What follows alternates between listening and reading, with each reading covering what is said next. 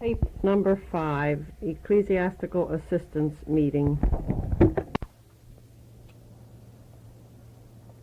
That we bring out again and again, occasionally on a multi-day retreat, but always like to hear it re-emphasized the time of an annual retreat.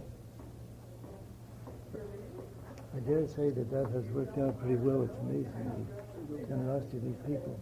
While no one is told what percentage of their income they should give to the Institute, it's never been mentioned. They simply said an offering that is within your means after all your other obligations are properly fulfilled. And so they translate that, each one translates that herself. She talks it over with her group leader as to what she thinks she can afford, but it's always been more than I expected. And it's on their own, really. Could I just add a thought there? Yeah. This may not be valid, but this is the way I see it. In the gospel, when the man said, "What must I do to be perfect?" Our Lord gave him the words, cry for everyone. Then he fulfilled all that. So now, what more must I do to be perfect, or however he put it? And the one thing our Lord said was, "Sell what you have and give to the poor, and come follow me." Francis has the exact same thing in the rule. Give to the poor. Now, it seems to me anyhow that it's not just an imaginary thing, but it's a real thing. That to have the spirit of poverty in this Franciscan concept, or in the gospel concept, really, that this giving to the poor is not so much at the time that you actually give it, but at the time of your decision for Christ. That whatever you have that you don't really need already is given to the poor, already belongs to them. And it's just a matter of... By reason of your profession, of your state. By reason of your relationship with Christ, your baptism, your consecration, however you make it. But this is not when you give it, when this poor person meets you. You've already given it. It belongs to him. Do you follow what I mean? Yes, it belongs. What you're trying to say, it's already his by right. That's right. Yeah. By justice. Yeah. I think many people have a percentage idea on that score, like the tithers and so forth. They have marked out in their mind that the 10% is God's. Put that aside. The rest is mine, or whatever. Yeah. Or if I do choose to make another donation, that's separate. This Yeah. is like the whole thing belongs to him. I just reach in now and then when I need it, and take out some for me. But everything else goes out. It's understood, of course, that people living in the world as the missionaries do a big difference with them than with us. Well, I mean, I think the basic concept is the same. They may need more than we need, to be the least among their peers, and that's a need, So they, God wants them to use that, but they have already given everything. If that makes sense. Well, see, there's a theological principle and then there's a legal one. The legal one doesn't go that far. No, that's right, of course not. Yeah. There's a theological one that is the root notion of it. Theological notion would be there. Yeah. So it does give a certain leeway for them to go even beyond what the law might require of them, if they can. That's right, yeah. Which is always a good, because it's an expression of freedom, I think. Yeah. But when that notion is implanted in their minds of having surrendered, say, the dominion over their material goods, that does the inspiration which that creates and which it affects in them is always possible. Yeah. In that regard, too, Francis' whole notion was that all of creation belongs to God. He's not his own. Everything belongs to him, and he uses it just as a child in the family uses what belongs to his parents. Yeah, but then it comes full circle. Yeah. All things are yours. You are Christ. It comes a whole circle. But it's only through the spirit of poverty that you arrive at that.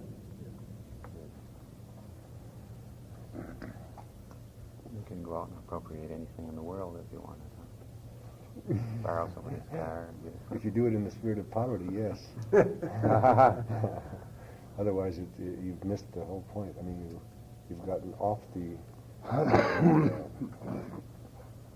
reality as the gospel sees it, and you're back on unreality again, materialism.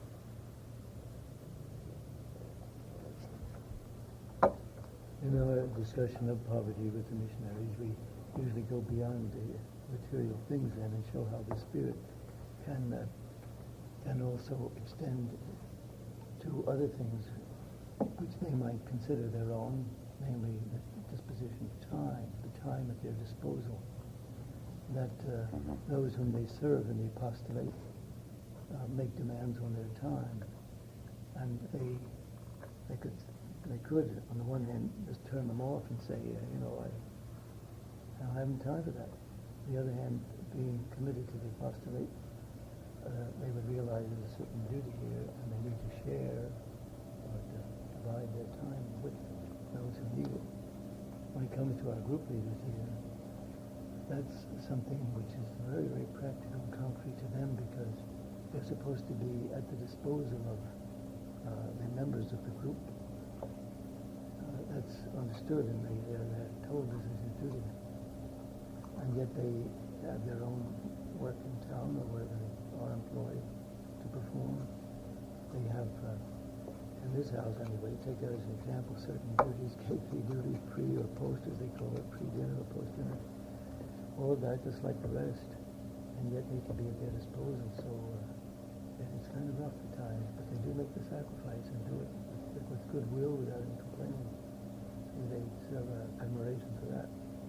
But not just group leaders, it would be every missionary. Needs to be generous in the gift of their time. The chapter, we stress that as availability. Yes. Yeah. Disponibilità, they call it. Yeah. I like that word. Because it ends up with a bang. See, some of us, they forget it. It's like hitting on the head with a little hammer. Putting the accent on the last syllable. Yeah. I like that, yeah. Yeah. Is there any further question or any further discussion? Along with this, which emphasizes that dependent spirit, sometimes they're in a situation in which they're helpless to change something of and by themselves. Of course, with prayer and union, with the prayer that is certainly done by the whole group, yet they find themselves so helpless. So I try to emphasize a part of that, and powerlessness, or helplessness is part of the radical poverty which they embrace in many areas. So, and that sometimes this means to be helpless, in the presence of God, and to be waiting upon Him, very often even in terms of prayer. Yes. Yeah. When we are weak, we are strong too. Yes. Yes. In a sense, that Philippians, or that emptying. Yes, is emptying of oneself, kenosis, yeah. Right.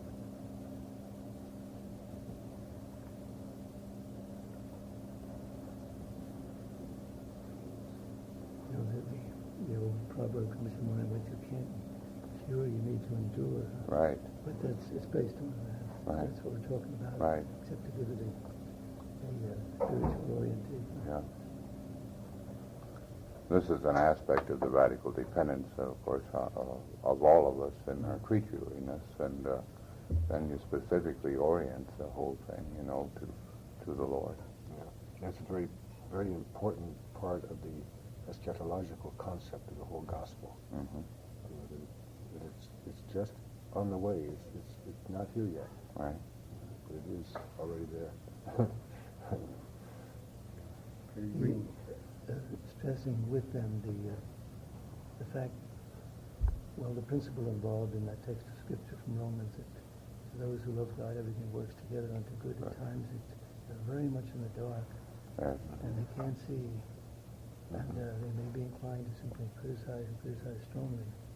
And yet, because of that superior power, which is above and beyond, that transcendent power above and beyond human power of arrangements and disposition, it turns out, just last night after all that was over, this little gal who was the last to appear, we call her Jody, who's about to take further studies in the University of Michigan to become a specialist in in retarded children, in handling them. Been a school teacher in Wilmington, and they were the three living together I spoke to you about yesterday, and they even bought a house, and each one put in so much so that it was just like Mary House, and each one owned part of it, was it? And then one of them got a job down here, who was a nurse. He works in the National Institutes of Health, the hospital connected with the National Institutes of Health, as a she's a nurse in the intensive care and loves that kind of work, just wants to stay with intensive care. A young woman yet, convert about 9 years. So she pulled out first, and that sort of shook the household up there. The next one moves out to Michigan, and from there doesn't know where her professional work will carry her, so she thought it best to sell what she had, or to get back what she had in order to start out anew, I should say. That leaving the one holding the bag and the house and all, not stranded, of course, because it was all done by mutual agreement. And it looked like, they were well content. They would stay there for an indefinite period. But just all of a sudden, the whole thing is dissolved. And the one who still remains there and works in the bank and continues to work her way up, moves into an apartment, sells the house. And they thought the very notion of that a year ago would have caused them anguish. And now it's happened. It's a fact. And they've adjusted to it. They said, unless God had done something about this, we would never have agreed.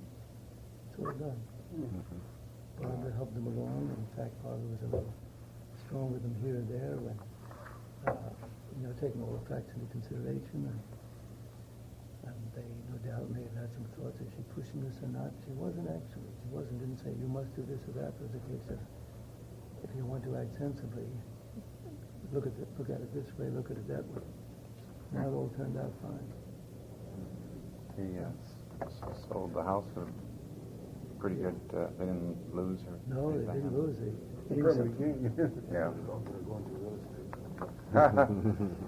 We're children Well- from strangers. Yeah. Are we satisfied with this question?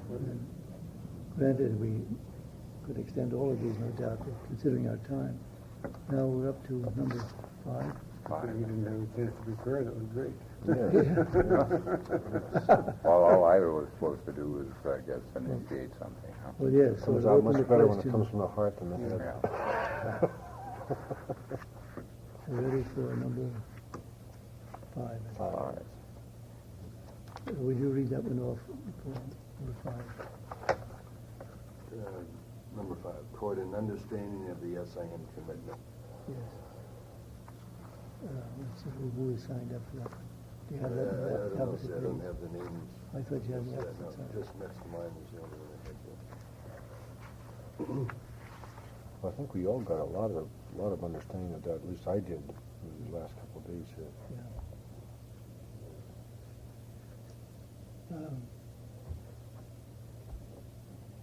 Towards the understanding of the SIM commitment. That involves, of course, the evangelical councils, involves the apostolate. Yeah. It's the whole thing. Certainly, when it comes to mission, that was covered yesterday.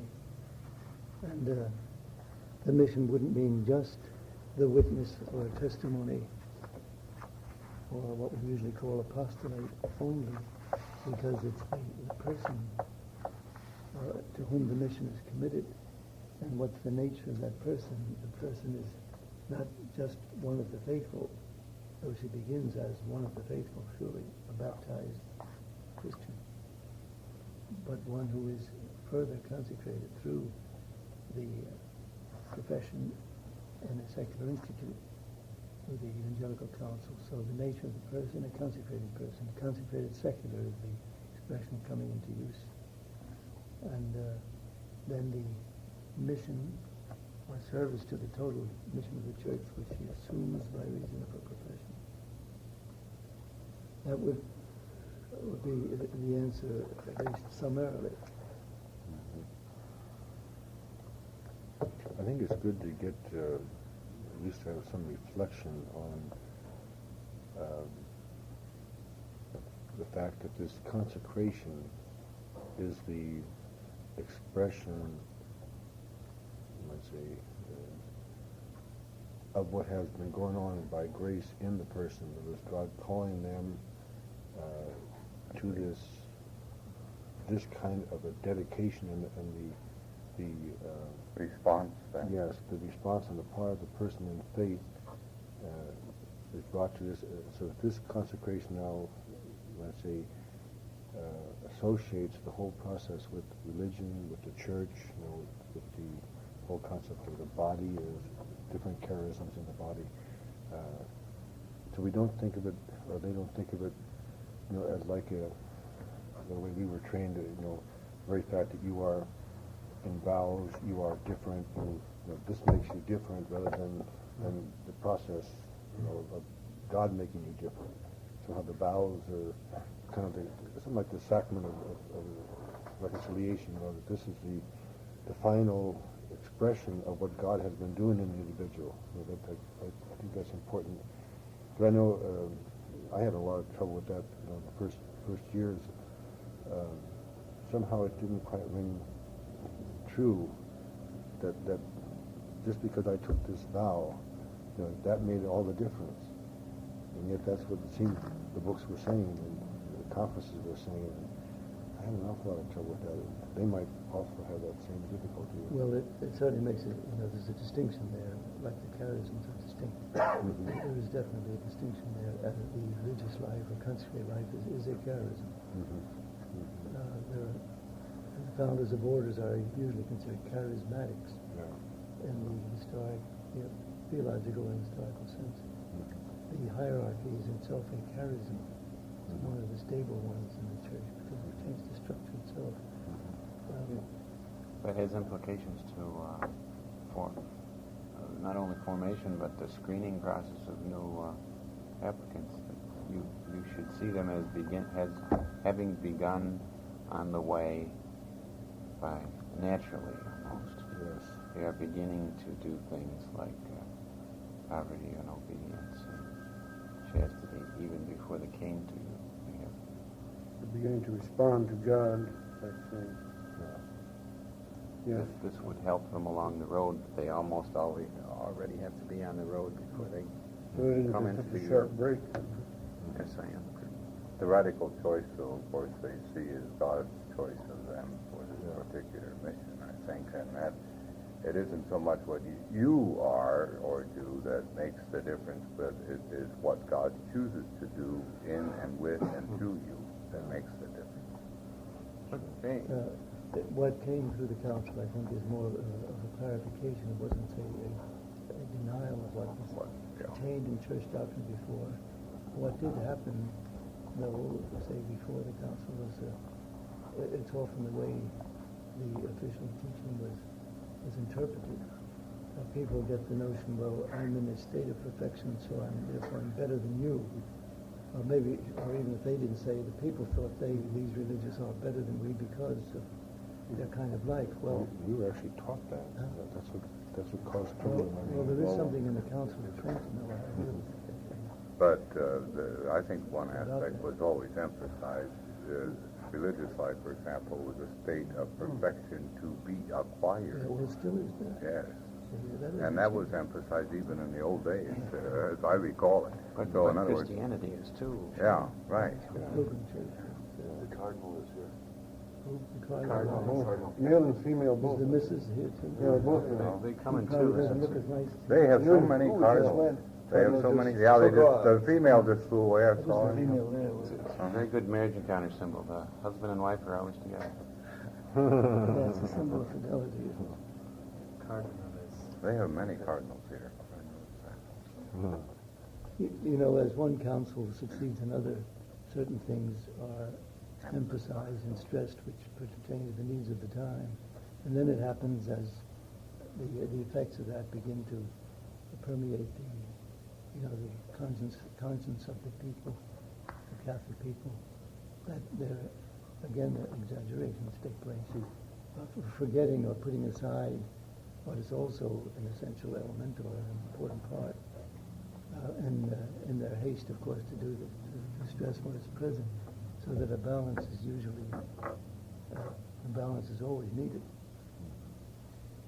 If I were to play the devil's advocate and say, why does, for instance, Joan or Connie, that two women that are out of a natural group, why do they need an affiliation with, like, SIM? Why could not they just take their spiritual direction from you as a person and go on and do the gospel as best they can and take the apostolate that's around them and give their best efforts? What additional contribution does aligning themselves with other like-minded people have?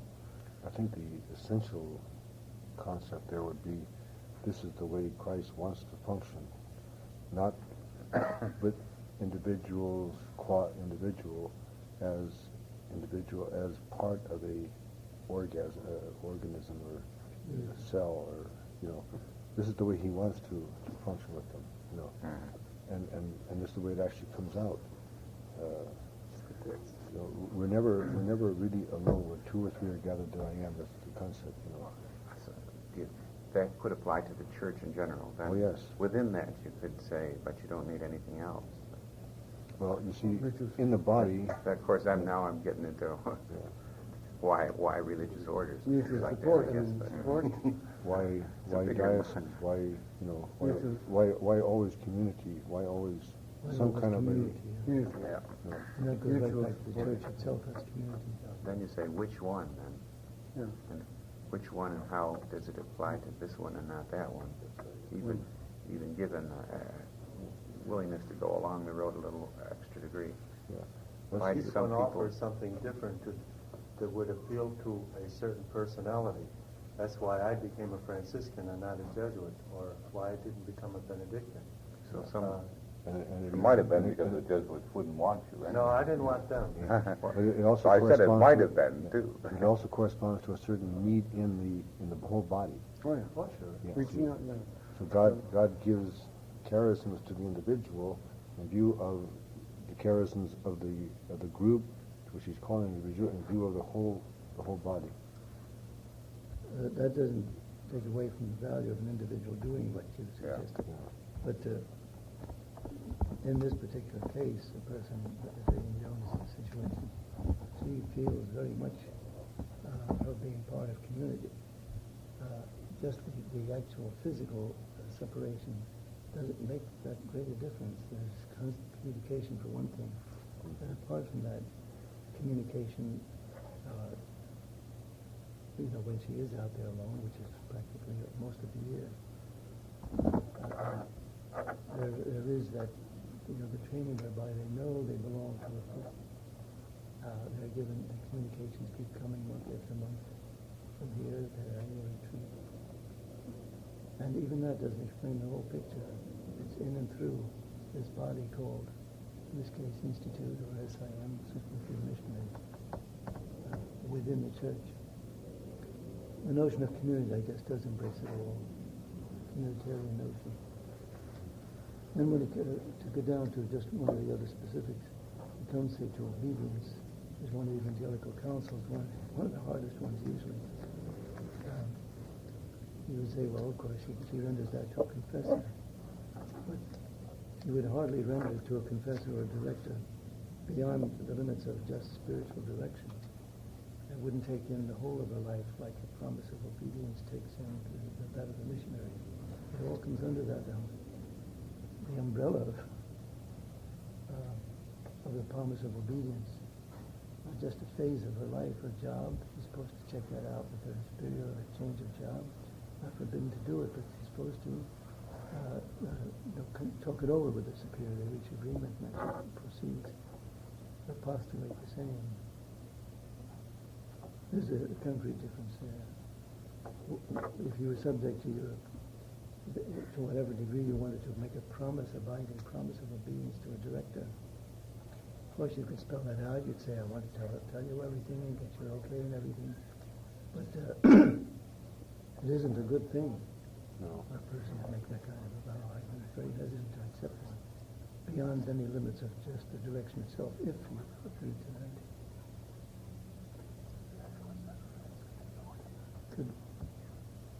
Who has number? There would be an additional note of stability too there, to tie in with the community, which if the director or assistant were changing from time to time as we are as Yes. Franciscans. That's right. The nature of the Institute is such that, or rather of membership within the Institute, is that stable bond that links the individual to the Institute and gives certain obligations to the Institute for the service of the members themselves. Now, the radical disposition of the self, then, is something which the Institute actually pretty well gives direction to. Yes. So, in other words, this is aids certainly in the individual's discernment of how she really accomplishes God's will and offers those guidelines and the common example ultimately as something that assists them here in discerning the will of God. Yes, that's right. The example of the community Yes. itself, meaning the Institute. You know what I think too, especially the isolated members, there's a, when you belong to a family, I think it fulfills a human desire. We all want to belong to someone or something and feel part of a community. And I noticed that when I went around for my Silver Jubilee, whether it was in Hong Kong or whether it was in Bombay or whether it was in Jerusalem or in New York City. I didn't know some of these people at all, but I felt perfectly at home. And they took me in as one of them. And I think that even though these girls are living isolated, these women are living isolated, they still know they belong to a family. Perhaps it's my Sicilian background too, where we feel part of a family is an important thing. I agree. That's a very important concept. I'm just saying there's a million different families out there, and this is one. Isolated it only means, in a sense, from a group. They're certainly with a lot of friends. They're into a community, a local basis, and doing great work. Have to be. But they could also stop with the Third Order of St. Francis. That also would be a way of going on to perfection. But then there's why step on beyond that one, or how many The call and the occasion, the opportunity. Catholic Daughters of America, they could belong to the Elks Club, or they could get a lot of kind of fraternity, sorority type things. Where do you stop too? That's another thing. I guess ultimately, when it comes at least to these organizations, ecclesial communities, that we have to say, refer right back to the Holy Spirit. Why did He inspire them to form these things? Because it was just done by man's ingenuity. I started a corporation because I had a few extra this or that. Then, of course, it could fall as easily as it rose, but if it comes from above, I recall what Pius XI said in reference to sect institutes. I think it's in this regard. He had heard, of course, from various sources that societies are springing up, and this is what they're doing. They don't want to enter any convent, but they do want to bind themselves to the observance of the councils and to active testimony or witness to the church through an apostolate. And he was receiving this information from various quarters. And of course, at a very early period along the line, he had the example of the SIM, which, since 1919 was already operating as an association of consecrated lay women and then later lay men. So he appointed Gemelli to go to Switzerland, St. Gallen, Switzerland, around 1935 by that time, and told him, he said, first, an invitation is to be extended to those areas and those groups of which we have some knowledge and who are living in a manner which seems more and more to be adopting a kind of pattern. The one seems to have been independent of the other, not even often knowing of the other's existence. So they were notified, if they had a name at all to whom to write, that there would be a meeting convoked at the request of the Holy See, time, place, and the rest. And Gemelli was sent as the Holy Father's personal representative to preside to see what gives. And he did, and he made his full report, and when Pius XI had studied the report, he said, now it's clear to me that this is not the work of man, this is of the Holy Spirit.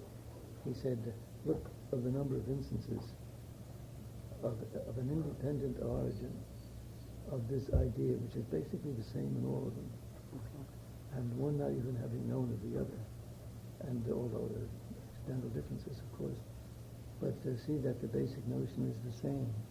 And then he compared that with, of course, the condition of the world at the time, where secularism was very much on the rise, it still is for that matter, and said this would seem to be a case of contraria contrarius curare, that we need secularity, consecrated secularity to cure secularism. And he adopted and said, now we recognize this is the work of the Holy Spirit, we take it from there. And so again, it came from above, came from the Spirit. Before the next one, can we take a little break? Yes, I okay. have to go to the restroom.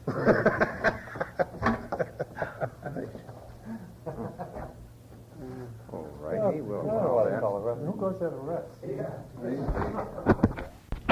Some of the information there would be relevant to the specific chapters of the Constitution, and then to try to condense them and put them as a kind of a preamble to each chapter of the Constitution, so that the spirit of the founders would also be present there for continual reading on the part of the members. And similarly with regard to the founders, but even prior, even above and beyond anything they could find in those writings, they were to look through the scriptures and find some relevant passages that would pertain to the particular chapter. That assignment that is given, and then someone else was to comb the conciliar doctrine, especially Perfecta Caritatis, Gaudium et Spes, and submit all that. It was understood, of course, that what would be submitted would be more than would be needed, but from it a choice could be made. So I went through the Constitution and then through the scriptures and gave them this. They're in Italian because they wanted the original to be in Italian, and then we put it into English for the various chapters and the articles, the different and submitted it. About, I don't know how many pages. It was an interesting task. If you hadn't been given it to do, you wouldn't go to the trouble. And this way you learn a lot too. It's about a dozen pages. Is that book by Gemelli been translated into English? Not yet, no. We now have, among the latest members of the Institute in the USA and in this particular tri-state group, the Washington group, this girl who took the part is in that play last night. What was her name? What's her name? Her name is Angela Di Stefano. Angela Di Stefano. They chose her, I guess, because of having the same surname as my religious name. I guess that was the reason. Well, she translates well. She doesn't, not as a finished product, someone needs to edit it, but as far as understanding the Italian, putting it into English, because she taught science, that she's a science teacher, and taught it in India, in English, using the English language as the medium for about 10, 12 years. She had been religious first, and the circumstances of her withdrawal from the Institute were, approved and all. Yeah. And she's a real asset in the short time she's been with us. So I've been delighted to find such a person, and making good use of her to the extent to which he has time, is able to. she teaching now? Yes. Oh no, now she has, just for an interim period, she is using that science training in a hospital here in Washington, and then using her extra time for translation, still taking some courses to further, to better herself. She has fit in so easily and so well. What remains for us to do now is to continue through these items to the finish, going right through with them. Then we'll come back to these consultants for the commissions, and the final thing will probably be reference to a new ritual for the ceremonies of admission into the years of aspirantship and profession.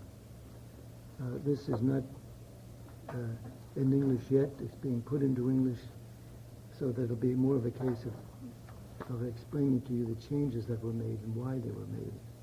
But as soon as the English copy is available, especially in view of retreats coming up, why the copies will be sent around. It's more in line, too, with the reform of these ceremonies that have been going on since the Ritus Professionis and other such liturgical reformed texts have been appearing.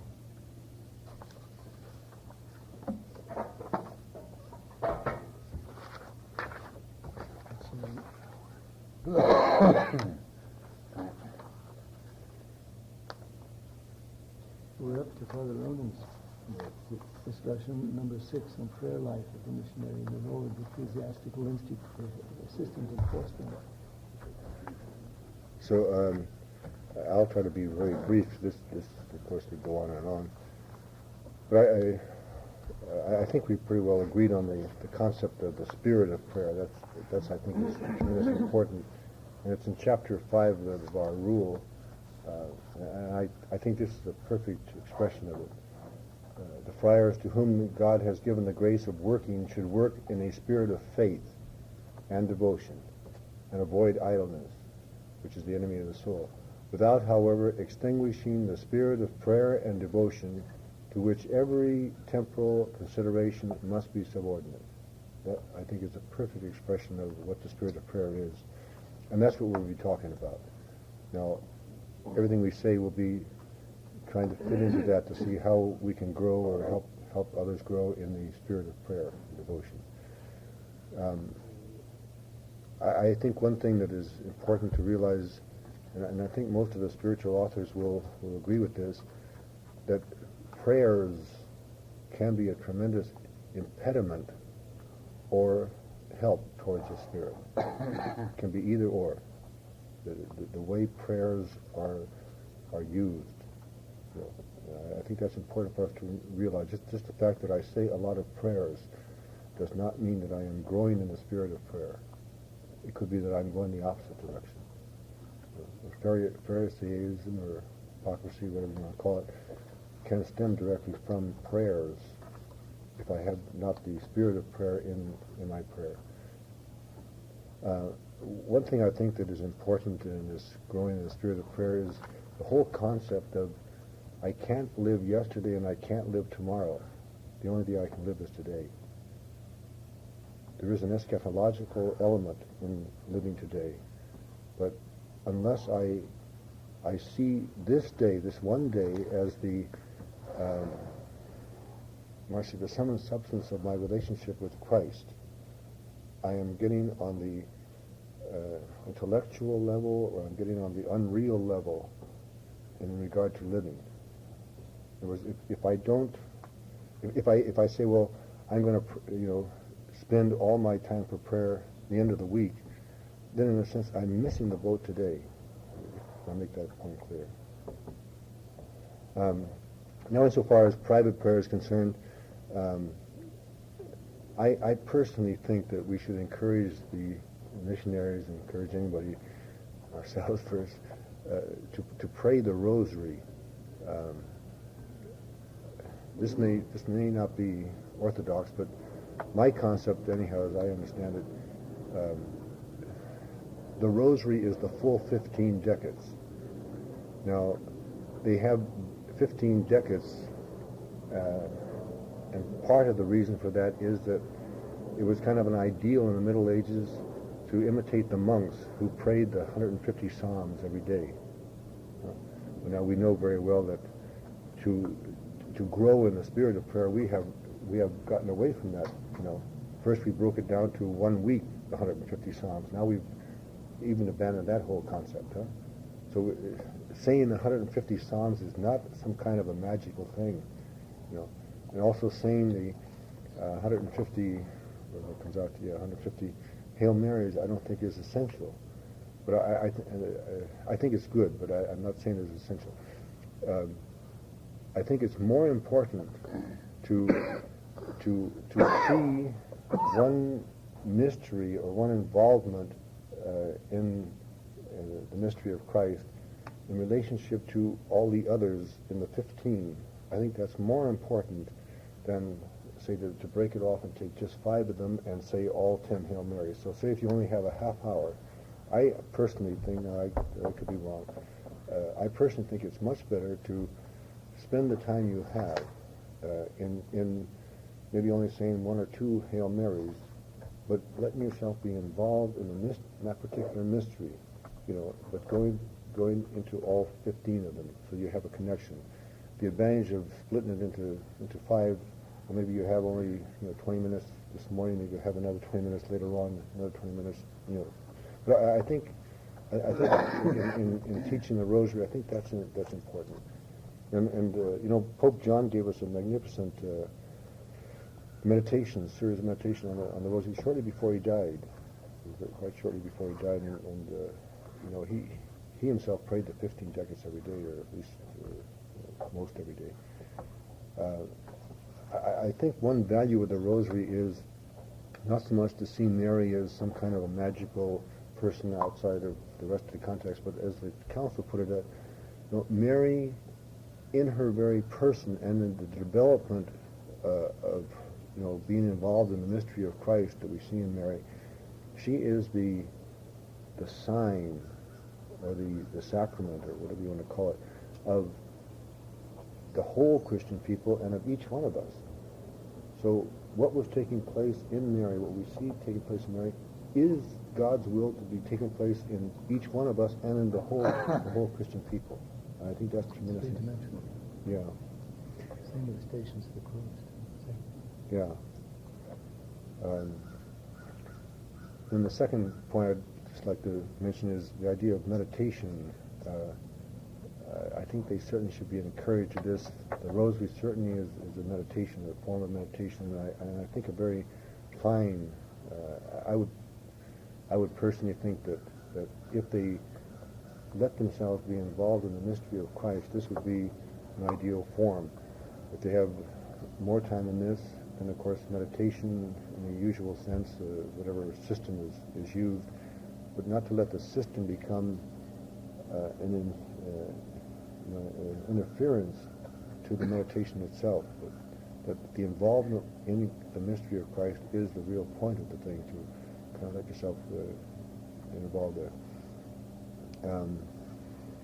Now, also, of course, spiritual reading, and I think this is where we can help them a great deal in just not so much demanding, but suggesting, readings that would be of help, and I think the circular is a help in this. Now, the next thing I'd like to say is perhaps open to a lot of objections and so forth, but I think it has to be said. Meditation and our involvement in the mystery of Christ through meditation or discursive prayer is like childhood in the spiritual life. And the breakthrough is when the person gets into contemplation.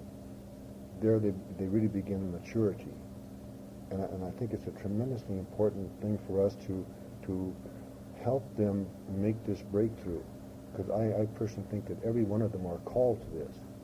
In the history of the church, there was a time when perhaps St. John of the Cross had a really fight against this concept that only the bishop and the monks and nuns, the contemplative nuns, were called to contemplation.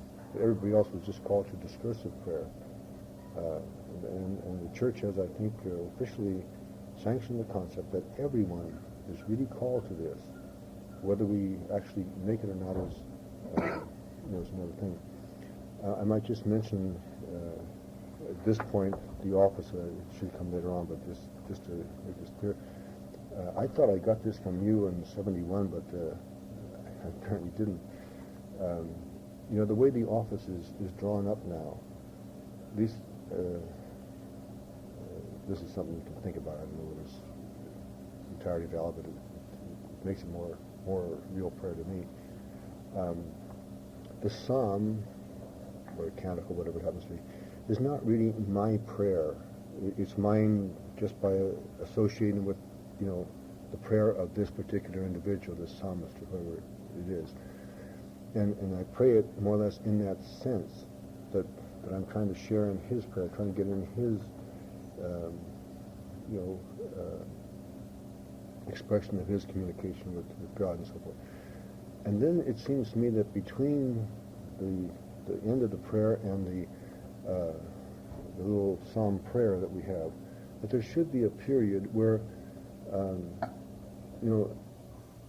that psalm can kind of act as a catalyst for you to express yourself and to receive from Christ that real communication, real prayer, and then the prayer, the psalm prayer, becomes like something like the prayer in the Mass, kind of a summary of what you've said to God. And sometimes it's amazing that it almost says the same thing you said,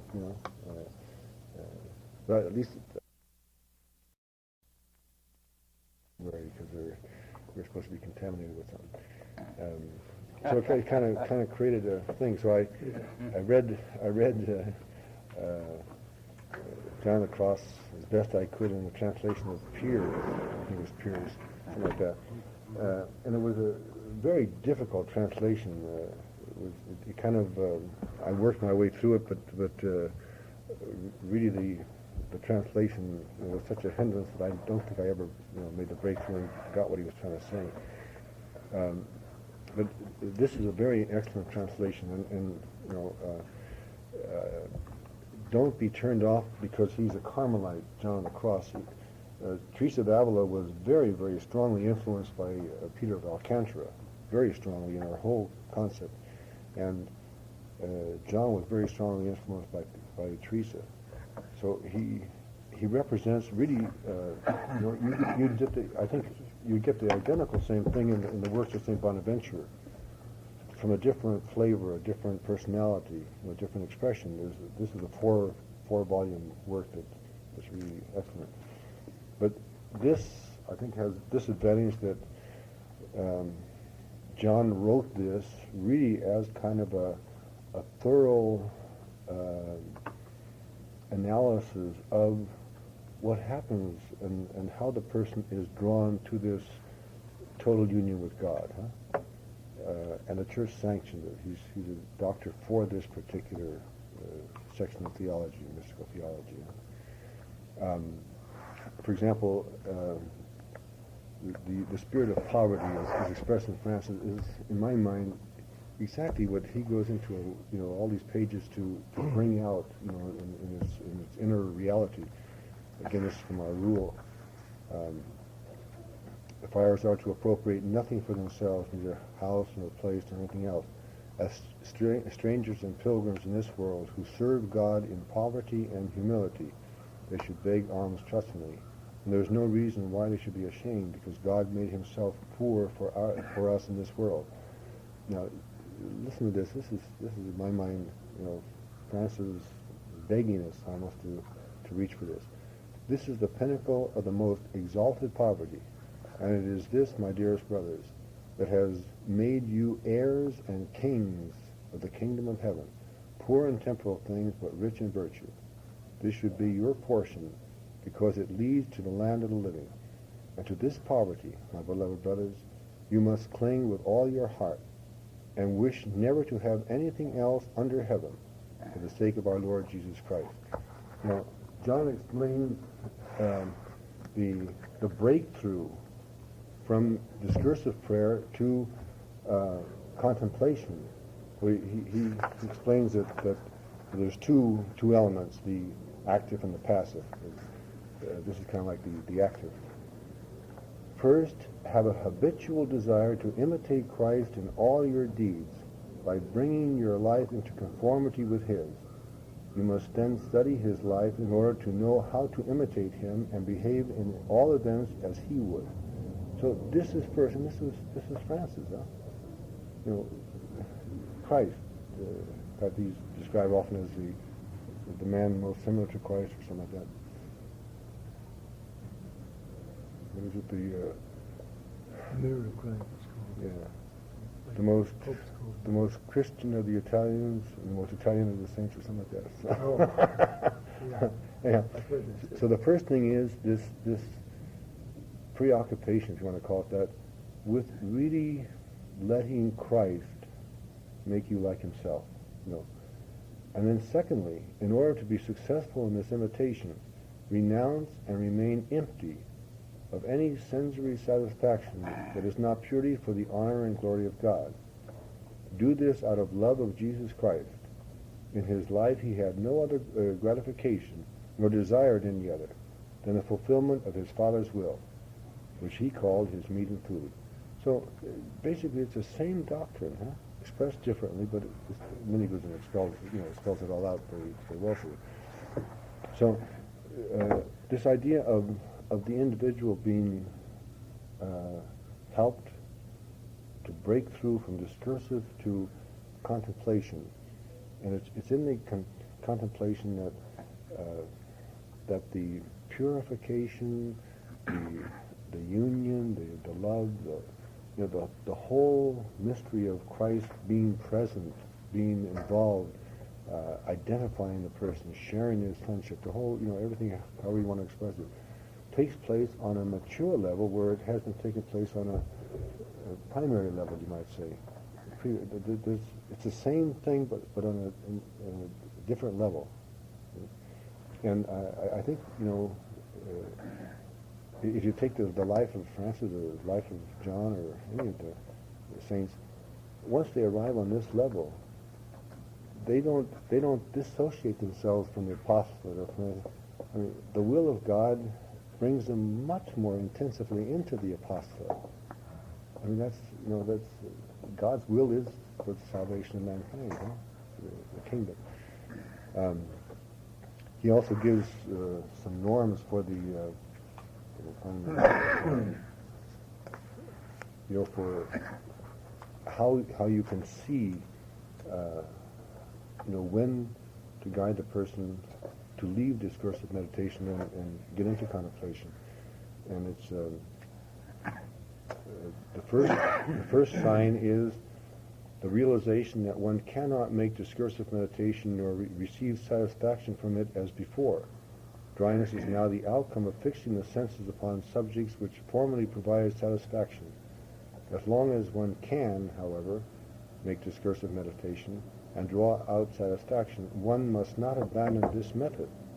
Meditation must only be discontinued when the soul is placed in that peace and quietude to be spoken of in the third sign. And then the second sign is an awareness of the disinclination to fix the imagination or sense faculties upon other particular objects, exterior or interior. So it's the kind of the inability. Then the third sign, which is the most important one, is that the person likes to remain alone in loving awareness of God without particular considerations, in interior peace and quiet and repose, and without the acts of exercises, at least discursive, those in which one progresses from point to point, of the intellect, memory, and will, and that he prefers to remain only in the general loving awareness and knowledge we mentioned, without any particular knowledge or understanding. So, in the Ascent of Mount Carmel and the Dark Night, he kind of goes into a lot of the mechanics of this, which might be important for us. I don't think it's important for the average person. One of the other chapters might be good. Then in the canticle, spiritual canticle, he goes into, he takes the person from when they begin contemplation and shows how God draws them into all the way up to the spiritual marriage. But I think it's, I think we really are doing a disservice if we begin with the concept these people are not called to this. They're not ready for it. Some may not, but I mean, it's, I think part of the reason for the Christian life and so forth is to bring it that. So this is kind of like, the private ways of going to spirit of prayer, growing in the spirit of prayer. Insofar as being members of the church and praying, this is part of the private, of course, but the whole concept of where two or three are together, I think that was the reason why, without a concept of legalism, Francis always wanted to have at least, somebody else to pray the office with him. It wasn't that he was fulfilling a law, it was an inner realization of somehow when the two or three praising God together, Christ is doing it with them, and there's kind of like an added dimension there. In fact, too, that it was when the prayer of the church, the prayer of the Christian community, expressed, proclaimed through its priests and religious, its communitarian, though not, it doesn't exclude an individual from saying so. As though he were outside community, isn't very much part of it, but because he was part of a community that really existed together, it seems. Yeah. He'd do it with others if he could. Yeah.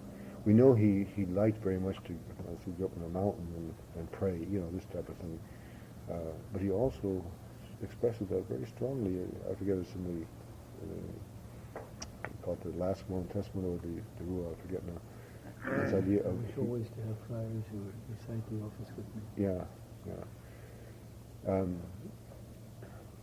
And I really feel that those who are, feel called to it, with the charismatic prayer group, if they're in a good group. There are some groups that are, not so good.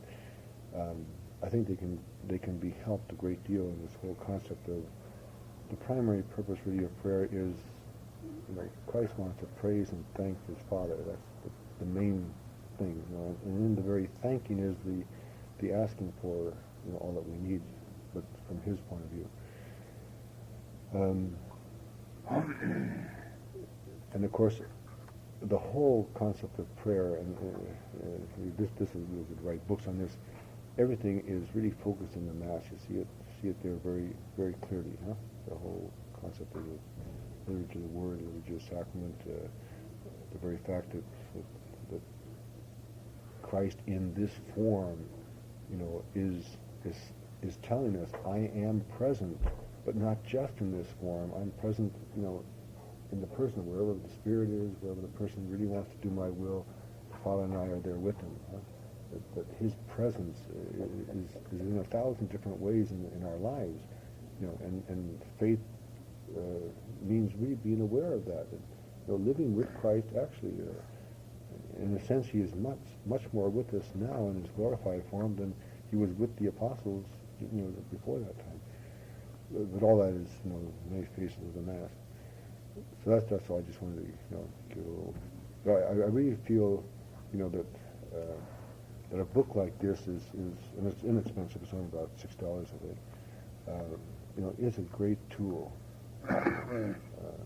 Not that you just give it to them and say, well, go ahead and read it. But I think some guidance.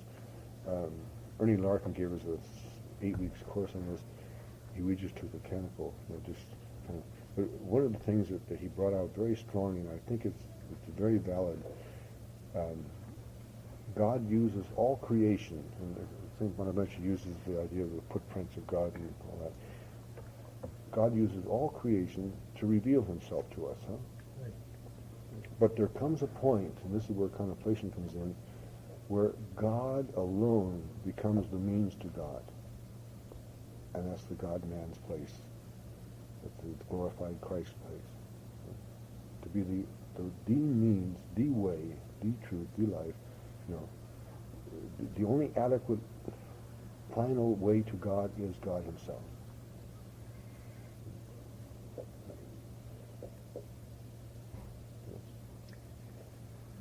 Just to relate this as closely as possible to the condition of the missionaries of Christ.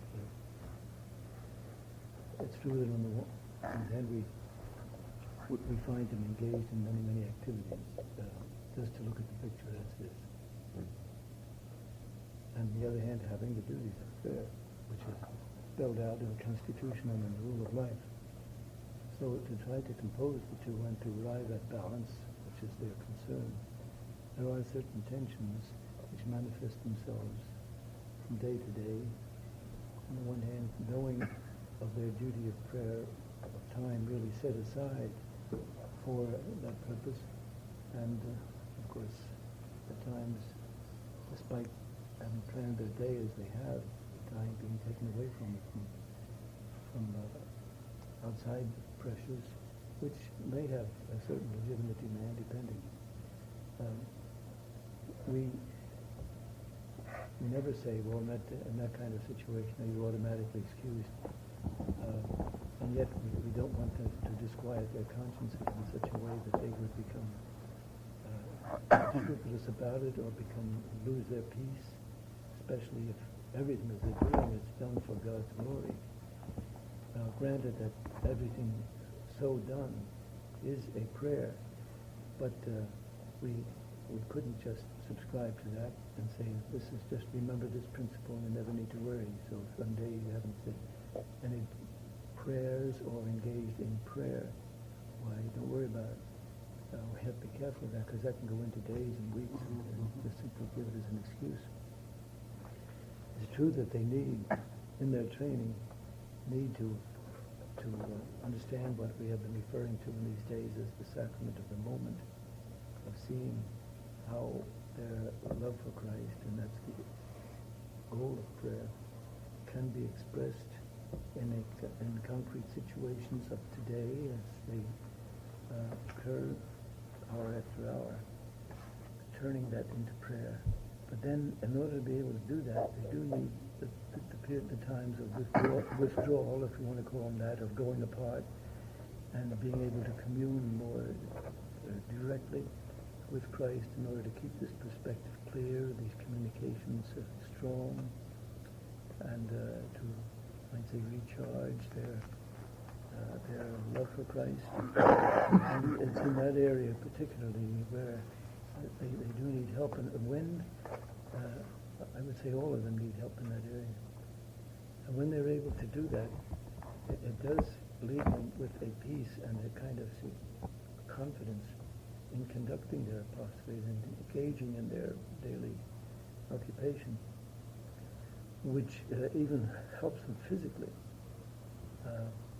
It tends to either avoid or help them quickly to temper or control, I should say, tensions which otherwise would build up to the point where their vision gets blurred and they sort of lose control and need to be drawn up short again in some way, sometimes by confession, sometimes by other means. But this is a highly sensitive area because of the nature of their life, and it's where help is especially needed to regulate their day in such a way as not to leave it go just until the very last when they're exhausted and perhaps fall asleep even in their chair or on their knees, whatever the case may be. Not everybody, of course, is fortunate to be able to budget their time, as sometimes can be done by individuals in other circumstances or by priests, maybe living in community if it's a community life exercises are very regular. Perhaps experiences that some of you have had with individuals might be relevant here. This is a problem that we're faced with. We frequently speak about prayer. It comes up regularly in conferences this year and next year. In other words, for a period of 2 years, the program of ongoing education precisely about that subject. And it's not concerned so much with just prayers or with the theory of prayer, though some of that's bound to come out. But it takes off from, I would say, the prayer as seen both in the Old Testament and then, of course, fulfilled and brought to wonderful perfection in the case of Christ. in which the whole person is engaged, in which his thoughts, his sentiments, his emotions, and the very things that he's concerned with are all brought into the picture, and it all assumes a certain upward movement, kind of an ascensional dynamism, you might say, bringing everything, moving it forward and upward towards the throne of God. There's where, in our private conferences with the individuals, we get a chance.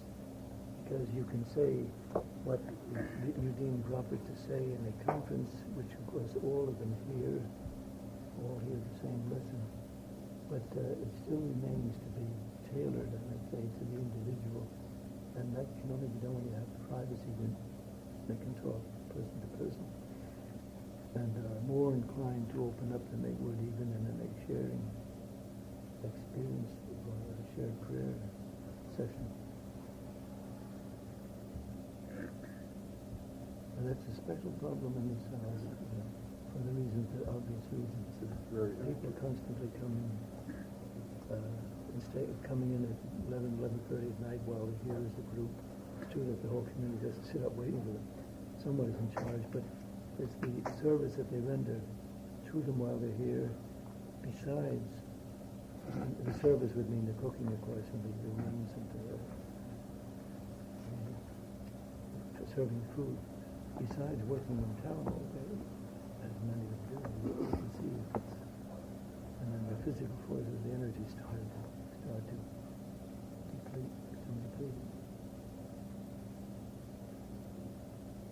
I notice it with some who are the younger members up in our St. Paul group that are school teachers. They're really bombarded with work and the preparation for school and just preoccupation with that stuff. But now this prayer, by being praying persons, that can help them release some of their tensions, but they've got to learn how to fit it into their life. A particular problem might be in getting these formal prayers getting them in. Instead of, I think some of them could be much more at ease if they would have a greater awareness that praying in this sense that you were speaking of before, it's just being in the presence of God and enjoying His presence instead of going through X number of these prayers. Yeah.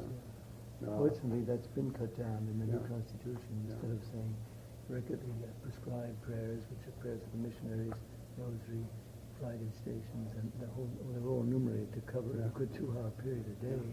And that's where we ran into difficulty because it couldn't. The stumbling block is on new candidates.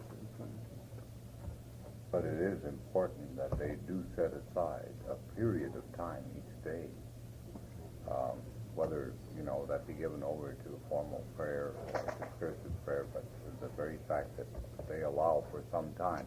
Now, it isn't always important that they allow maybe a half hour at one time or 20 minutes, but that they do set aside that time. I think most of them do strive to do that just because they feel the need.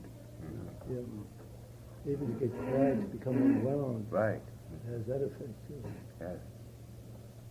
And they really feel the need for doing that. Some of the fathers of the church talk about prayer and compare it, all comparisons left, of course, but they compare it to breathing. Yes. In a sense, sleep is when you concentrate just on breathing, and that's the only the exercise you're doing. But you need that to repair, let's say, the losses of the day and to prepare for the next day. But if you stop breathing while you're trying to work, you'll get into trouble. You need both. You need a period of so you just put everything else aside except this, and then you carry this with you into whatever you're doing. It's a good analogy. So. At least in the Gospels, you see the Lord doing what I call kind of a situational type of prayer. An example, I guess, 11th chapter of John there, where Jesus himself responds with regard to the raising of Lazarus. Yeah. Mm-hmm. So he said, "Well, Father, I know that you are always with me, but, you know, and now he prays more particularly because his prayer is going to be the means whereby faith is really called for on the part of those who are to experience what he is about to do. So, and he demands that kind of faith there. On the cross, too. At the Last Supper, too. The Last Supper, yeah. So, in other words, his prayer really is a response to what he is living now and his experiencing now. Yeah. And his mission. Yeah. I think, I'm not sure you'd know more than I would about this. Whenever in the gospel it talks about our Lord spending the night in prayer, for example, it's always before something important to his mission, the choosing of the 12 or some Or when they return, like the 10th chapter of Luke, you know, where he sent them forth, and then they return now and tell what has happened. And then he said, I thank you, Father, because you have revealed this not to the wise and the prudent, you know, but to the little ones. Huh? So that prayer goes right out of the situation there. Before the choice of the 12. Yeah. Another occasion, of course, right before the multiplication of the, after the multiplication, before the great famous explanation of the mystery of the Eucharist. Right. First chapter of John. I appreciate your bringing in John at the cross. He was, formed greatly by the Franciscan tradition and masters who went before him. And Teresa of Avila, too, soon. People are utterly stumped by his, told Eden out of that all or nothing stuff. They get hung up on that. Yeah. And there's the Francis too. I get the second part of that. Yeah. You know, The nothingness. Yeah. without realizing that the whole purpose of that is that you can really let Christ form you. He was called the doctor of nothing by some of his Nuremberg. Well, if you think the church today is in turmoil, read the life of John. Good Lord, it was just a time when the Calcs were beginning to form, as a separate entity. God, you had the church and state and the whole. The orders. He was actually, he wrote quite a bit of this when he was in this little closet. He didn't even have a window, locked in there. He needed that kind of an atmosphere to do it, I suppose. It was all part of God's will. Prison, beautiful Christology came out of that. The jail. Yeah, Revelation came out of the jail. The spirit of prayer is brought out beautifully in the Acts of the Apostles, where I guess it was James and John, or maybe all of them, I forget now. They were brought before the Sanhedrin, I guess you call it, and they couldn't find anything to imprison them for, really, but they warned them, and they whipped them and so forth. And they go back to the rest of the group, and they're all praising God and ask for the very thing, more signs, the very thing that brought on this condemnation by them. They asked for more signs. More of it. They considered themselves fortunate to have suffered for the way. But then after that, the whole community praised, that more signs will, and the sign was the cure of that man was the thing that brought them before the Sanhedrin. They were, if they weren't moved by the Spirit, they would have been praying for something else. And thanks for that. Again, that we've enjoyed this thoroughly. And could we just say, by way of conclusion, that having identified the problem that's characteristic of them, that each of us consider ourselves sort of, I should say, freely obligated, meaning we freely accept the obligation of helping in that area to be regular in choosing a time, even if it varies one day to the other, of being alone with God in prayer. Besides, of course, the art of converting their daily activities into prayer, making them contribute to the total mission of the church. If we could, at times, of course, running on, if we could go to number 9 at this point and ask Aloysius to introduce it. I have a word for Robert, if I could see you for a minute, Father Robert. Would you introduce that, and we'll be right back to that. We revitalizing the Third Order, I sort of thought this was the cart before the horse in a way. Because it is supposed to be the spirit that moves. And since the spirituality of the Institute is the Third Order or the Franciscan spirituality, I think that they have to have a knowledge and love and appreciation of the spirit of St. Francis before they can be of any help to themselves or help to others. Now, I think one of the biggest problems, perhaps amongst the friars, is perhaps a lack of knowledge and a lack of love for the spirit of St. Francis. I can judge only myself. I will say this, that we had classes in Franciscan spirituality when I was a novice, and I don't think there was anything that bored me more. But I learned Franciscanism when I started working with the Third Order. I had to do some reading and meditating, and perhaps a little contemplating, and I started realizing that we have something special. Now, Franciscanism and Christianity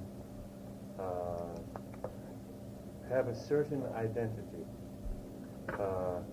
Francis was evangelical, and we have to have a knowledge and a love of the gospel. But over and above, the Dominicans are evangelical, the Benedictines are evangelical, they're all evangelical to a point. But it is the manner that Francis lived the gospel, the way he saw the gospel. And unless we inherit and imitate this warmth of seraphic love, then I think that we're missing the ball completely. And I think that we have to have it ourselves first. We have to have a knowledge, an appreciation, and a love of what is our life, and then we can give it to others. If we don't have it, we can't give it.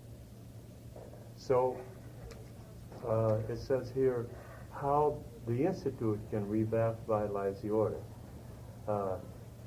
the Third Order. I think that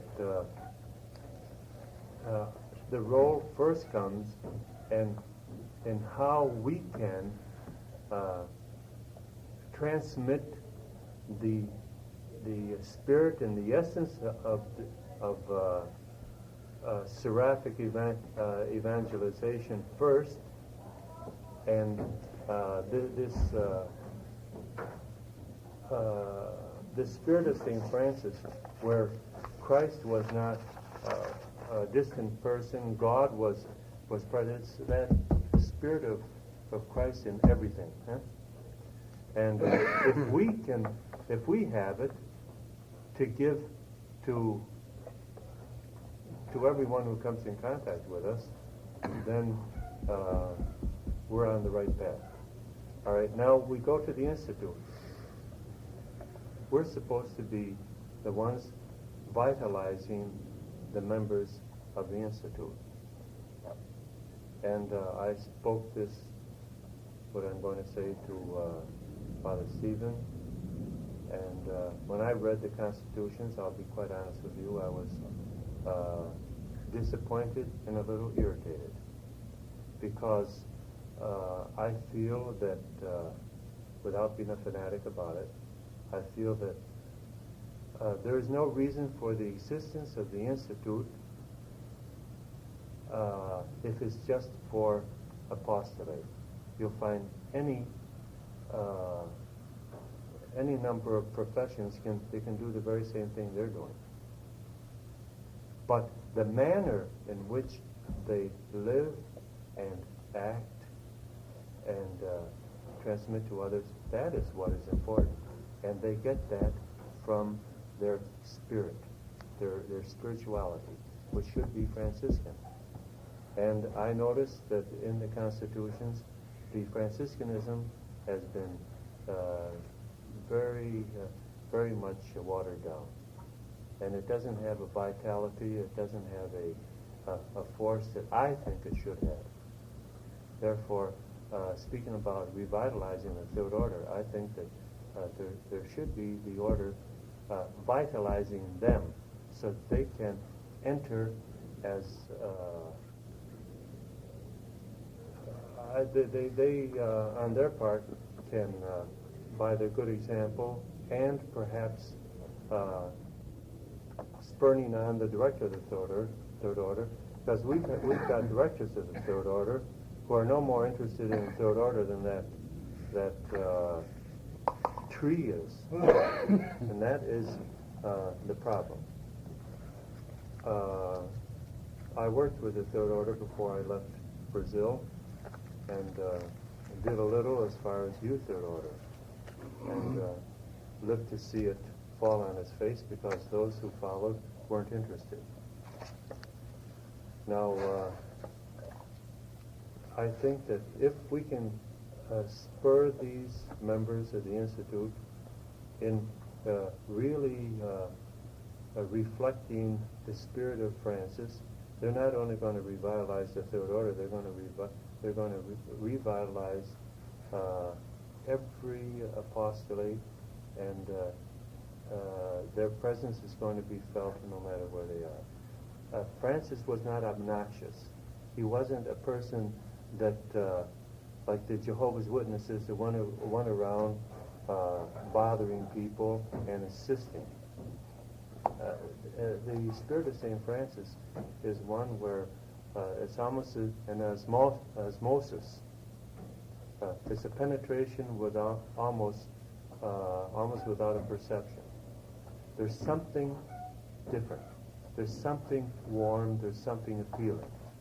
Now, if the members have this spirit, they're going to revitalize not only the Third Order, but they're going to revitalize everything else.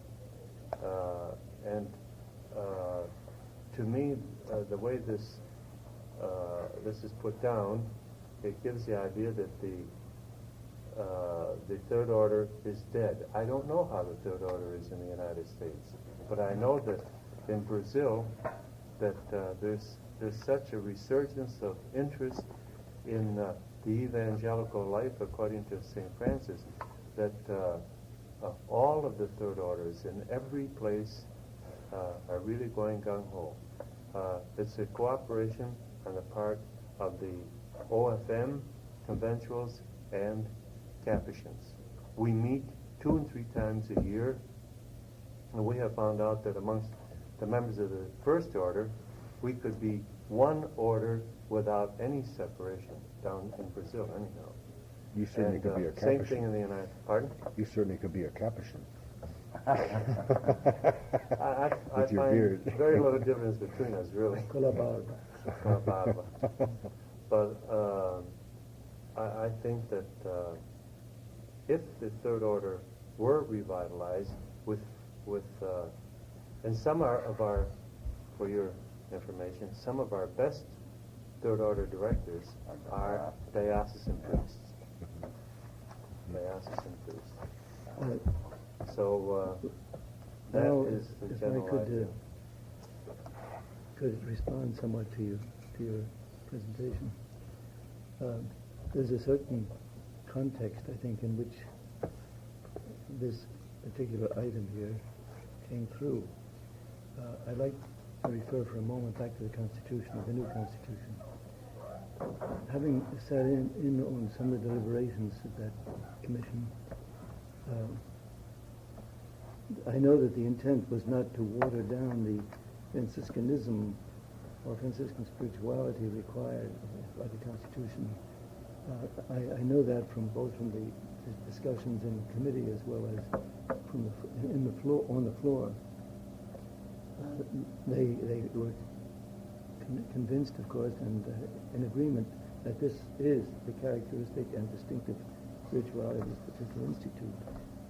But I was disappointed too in the way the wording of the Constitution came out in its relation to the Third Order, because having known the constitutions over the last, number 26 years really, in the beginning it was required that a member of the institute enter the institute in and through the Third Order by being a member, received, and professed.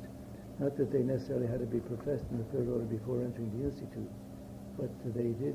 It was required that they become professed members of the Third Order. And while that was looked upon partly as the legal way of incorporation into the Franciscan family, but then the result of that had to go above and beyond the mere legal incorporation. It was a case of now you are an authentic, from the standpoint of church law, you're an authentic member, but now you need to grow into it so that the Spirit joins the letter and you become whole. You need to understand the spirituality and to develop it. And I dare say that certainly over here, the constant insistence on the spirituality, the explanation of it, the courses of study in it several times, I think justified what the Constitution required.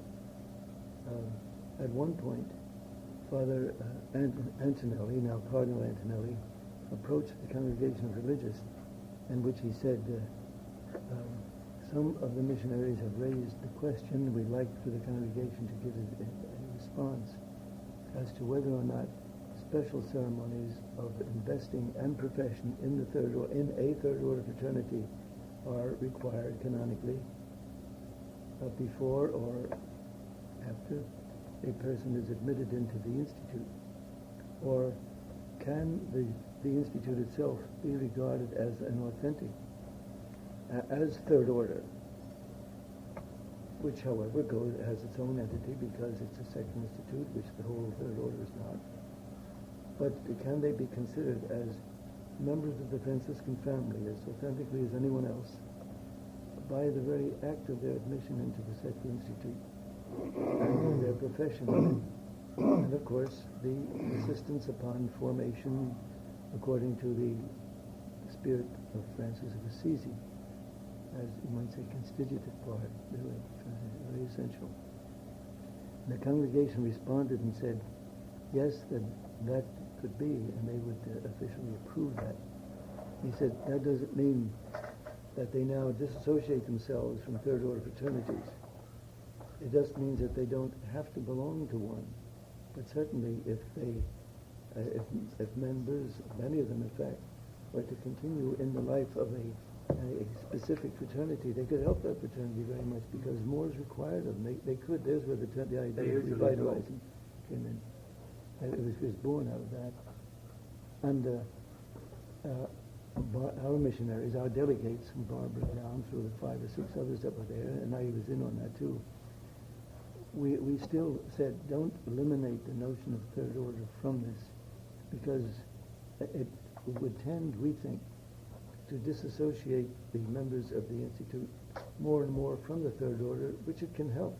It can help the third order. And the third order can help it too, but certainly because of the training required at SIM, it can help to bring spirit and life and all to third order. There's where we were outvoted. It was that point. That's where the disappointment came in. And disappointingly enough, the nephew of the founders, Father Barelli, otherwise a very zealous man, but one whose theology and canon law was a little confused, maybe more than a little, but anyway confused. But he kept insisting he get louder, And a few times I would say, Padre, sia tranquillo. In other words, be quiet. Now let's start. Well, you know what I have in mind, Father Stephen? You know the history of the Ursulines better perhaps than I do. Well, They started out as the Saint Pancha Marisi is laid out in the Franciscan habit, and it started out as a Franciscan community. And one of her successors became very friendly with a Jesuit. So they went through a transition too, where they were to follow the Franciscan spirit. And then a follow-up completely throughout everything, and they became practically female Jesuits. This can happen because many things that are not down clearly, if they're vague enough, they can be twisted any way they want to be twisted within the next 10, 15 years. Yeah, of course, there is a whole chapter on the spirituality, and it comes up again, for instance, even in the choice of the supreme, the general ecclesiastical assistant needing to be friar. And the local, or I should say not local, but territorial, like this organization here, is required that it be a friar minor, and preferably friar minor, I would say, simply because of its origin, but certainly a member of the First Order of St. Francis. And even on the local scene, where possible, a priest who is connected with the order. But that's not essential, because there are many who are not, and who are doing real good service. It's true, of course, that any institute, religious or secular, could, through a general chapter, do that. It's true. Not only this, if none of them, certainly at this point, felt that there was any danger of, in any way, wanting to alienate themselves or withdraw a little farther away from Francis and from the First Order. They seem to be agreed on that, but it's the way this was expressed. I thought they really missed a chance to help the Third Order, which was intended by Francis to be a real leaven for the sanctification of the Church. And Father, you just mentioned and Leo XIII. Passingly that this was due to some theology which was somewhat deficient. Yes. What was the specific reason given to dissociate the institute from formal profession in the Third Order? The Third Order? Well, the question arose, it was a canonical question really, not the theological one. It arose in which it said, if this is to be a Franciscan institute, it must belong to something that St. Francis himself established. Since Francis established what is historically called the three orders. Certainly they can't belong to the first or the second. They can belong to the third. The original members were all belong to the Third Order. And so that would be the door through which to enter the family of Francis, the Third Order.